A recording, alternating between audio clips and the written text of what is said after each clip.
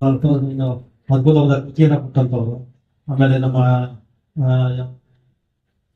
ಇವ್ರು ಬಂದಿದ್ದಾರೆ, ನಮ್ಮ ರಾಜಗುರು ಹೊಸಕೋಟೆ, ಅವರೇನಂತಾರೆ ನಮ್ಮ ರಂಗಭೂಮಿಯಲ್ಲಿ ಒಂದು ಅದ್ಭುತವಾದ ಒಂದು ಸ್ಥಾನವನ್ನ ಗಳಿಸಿರುವಂತವ್ರು. ಮತ್ತೆ ಬಿಡಂತ ಎಲ್ಲ ಬಂದಿದ್ದೀರಿ. ಈಗ ಬರವಣಿಗೆಗೆ ಏನು ಅಂತಂದ್ರೆ ನನಗೆ ನಾನೊಂದು ಫ್ರಾಂಕ್ ಆಗಿ ಹೇಳ್ಬೇಕು, ನೇರವಾಗಿ ಹೇಳ್ಬೇಕು ಅಂತ ನನ್ನ ಬರವಣಿಗೆ ಮುಂದೇನು ಅಂತಂದ್ರೆ ಒಂದು ಮೂರು ಬಹು ಮುಖ್ಯವಾದ ಒಂದು ಓದುವಿಕೆ, ಒಂದು ಒಡನಾಟ ಮತ್ತೆ ಓಡಾಟ.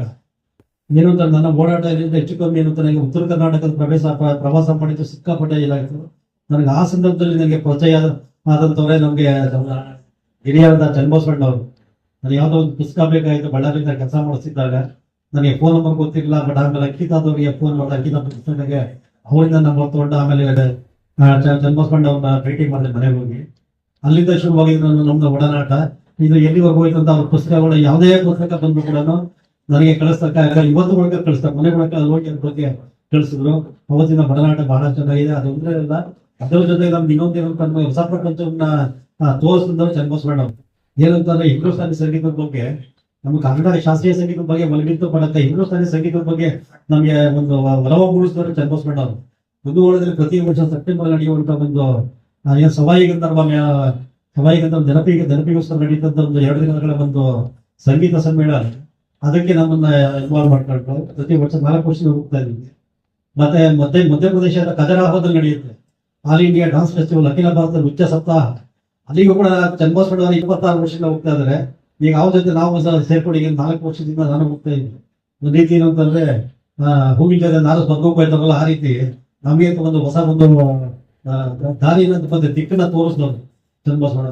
ಮತ್ತೆ ನಮ್ಮ ಇನ್ನು ಕುಮ್ಮಿ ಸರ್ ಅವ್ರು ಏನಂತಂದ್ರೆ ಅವ್ರದ್ದು ಒಡನಾಟ ಹೀಗೆ ನಮಗೆ ಪುಸ್ತಕದಿಂದ ಪ್ರಾರಂಭ ಆದದ್ದು. ಈ ಪುಸ್ತಕದಿಂದ ಪ್ರಾರಂಭ ಆದದ್ದು ಏನಂತಾರೆ ಕೊನೆಗಿರಂತ ಗುರು ಶಿಷ್ಯ ಅನ್ನೋ ರೀತಿಯಲ್ಲಿ ನಮಗೆ ಅಷ್ಟೊಂದು ದಕ್ಕವಾಗಿದೆ. ಮತ್ತೆ ಈ ಪುಸ್ತಕ ಬಿಡುಗಡೆ ಸಂದರ್ಭದಲ್ಲಿ ಈ ಬಹಳ ಇಚ್ಛೆಗಿರ್ತವನ್ನ ನಮಗೆ ಪದೇ ಕುಮ್ಮಿ ಸರ್ ಅವ್ರಿಗೆ ಫೋನ್ ಮಾಡಿ ಪುಸ್ತಕ ಎಲ್ಲಿ ಬಂತು, ಮತ್ತೆ ಅವರು ಲೇವರ್ ಒಬ್ಬ ಮಾಡಿಸೋದು ಕೂಡ ಏನಂತಂದ್ರೆ ಶರತ್ ಅಂತ ಇದ್ರೆ ಹಾಸನಲ್ಲಿ ಅವ್ರಿಗೆ ಕೊಟ್ಟು ಬಹಳ ಚೆನ್ನಾಗಿ ಮಾಡ್ತಾರೆ ಅಂತ ಹೇಳಿದ್ರು. ಹೀಗೆ ಪ್ರತಿಯೊಂದು ರೀತಿಯಲ್ಲೂ ಪ್ರತಿಯೊಂದು ದಾರಿನಲ್ಲಿ ನಮಗೆ ಗೈಡ್ಲೈನ್ಸ್ ಕೊಟ್ಟಂತವ್ರು, ನಮ್ಮ ಕುಮ್ಮಿ ಸರ್ ಅವರು.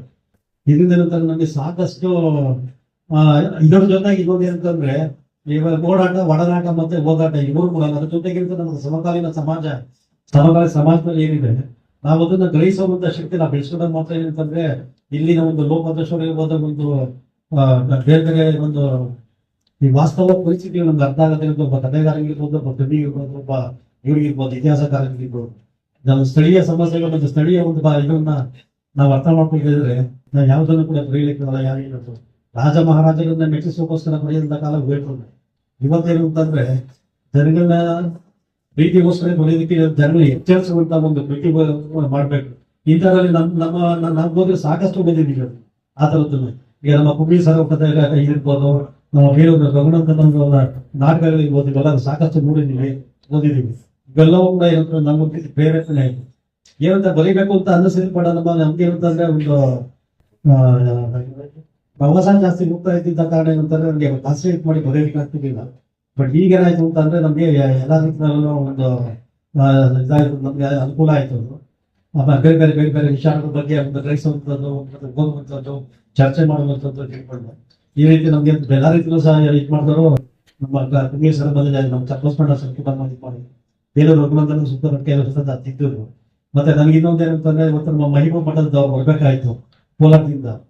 ಯಾಕಂದ್ರೆ ನಾನು ಮೊದಲನ ಕಥೆಯನ್ನು ಕೊಟ್ಟಾಗ ಗಿರೀಶ್ ಕೊಟ್ಟು ಅದನ್ನು ಮತ್ತೆ ನಾನು ಅವ್ರಿಗೆ ಕೊಟ್ಟಾಗ ಅವರು ಅದನ್ನ ಕೆಲವೆಲ್ಲ ಸಣ್ಣ ಪುಟ್ಟ ಲೋಕದೋಷ ತಿದ್ದಿದ್ದು ನಮ್ಮ ಮಹಿಮಾ ಮಠ ಅಂತ ಬರ್ಬೇಕಾಗಿತ್ತು ಇವತ್ತು.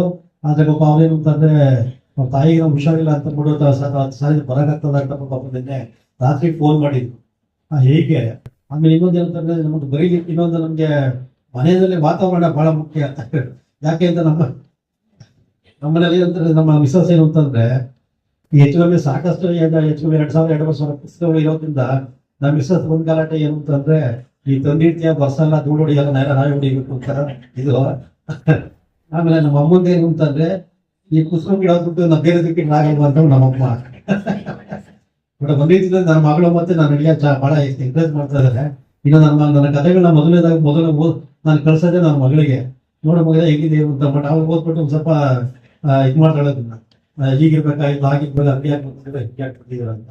ಹೀಗೆ ಒಂಥರ ಎಲ್ಲಾರ್ಗೂ ಒಂದು ಒತ್ತಾಸೆಯಿಂದಾನೇ ಒಂಥರ ಇವತ್ತು ಅತಂತ್ರ ಅನ್ನೋ ಒಂದು ಕೃತಿ.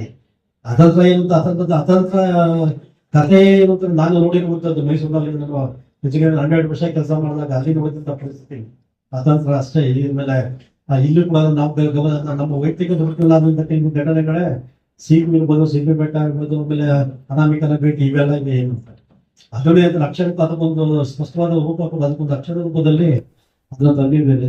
ನಾವು ದಯವಿಟ್ಟು ಅದನ್ನೆಲ್ಲ ಓದಿ ನಮ್ಮ ಅಭಿಪ್ರಾಯ ತಿಳಿಸಿ ನನಗೆ, ಅದು ಬಹಳ ಮುಖ್ಯ. ಯಾಕೆಂತಂದ್ರೆ ನಮ್ಮ ತಾನೇ ನಮ್ಮ ಬೆಂತಾಟದಲ್ಲ, ಬೆಂತಾಟಕ್ಕಿಂತ ವಿಮರ್ಶೆ ಮಾಡೋದು ಬಹಳ ಮುಖ್ಯ.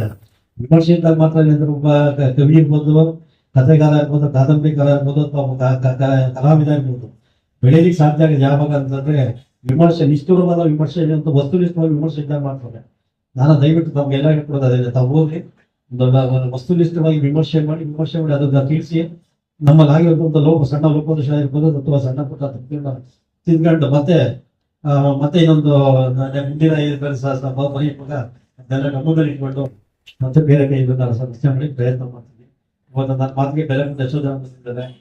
ನಮ್ಮ ಅವರು ಬಂದಿದ್ದಾರೆ, ಆತ್ಮನಾಥ್ ಅವರು ಬಂದಿದ್ದಾರೆ, ಜೈಮಸ್ವಿ ಅವರು ಬಂದಿದ್ದಾರೆ, ಆಮೇಲೆ ಇವ್ರು ಬಂದಿದ್ದಾರೆ, ವಿದಯ್ ಇವ್ರು ಬಂದಿದ್ದಾರೆ, ಮಂಜುನಾಥ್ ಬಂದಿದ್ದಾರೆ, ಹರ್ಷಿತ್ ಬಂದಿದ್ದಾರೆ, ರಾಜ್ಗುರು ಬಂದಿದ್ದಾರೆ, ನಯಾಸ್ ಕೂಡ ಬಂದಿದ್ದಾರೆ, ಆಮೇಲೆ ನಮ್ಮ ನಾಗಪ್ಪ ಬಂದಿದ್ದಾರೆ, ಚಂದ್ರಶೇಖರ್, ಸಿದ್ದರಾಜ್, ನಮ್ಮ ಅಣ್ಣ ತಮ್ಮದಿರ, ನಮ್ಮ ಸಿಸ್ಟರ್ಸ್, ನಮ್ಮ ಅತ್ತೆ ಎಲ್ಲ ಬಂದಿದ್ದಾರೆ, ಮತ್ತೆ ಮೊಬೈಲ್ ಮತ್ತೆ ಅಶೋಕ್ ಕುಮಾರ್, ನಮ್ಮ ಇವರಲ್ಲಿ ಎಲ್ಲ ಬಂದಿದ್ದಾರೆ. ಇದಕ್ಕೆ ಬಹಳ ಸಂತೋಷವಾಗಿದೆ. ನಿಮ್ಮ ಇಲ್ಲಿ ಪ್ರೋತ್ಸಾಹ ಇದೇ ರೀತಿ ಇರಲಿ ಅಂತ ಅಂದ್ಬಿಟ್ಟು ತಮ್ಮಲ್ಲಿ ಬೇಡ್ಕೊಳ್ತಾ ಈ ಮಾತುಗಳನ್ನ ಮುಗಿಸ್ತೇನೆ. ನಮಸ್ಕಾರ.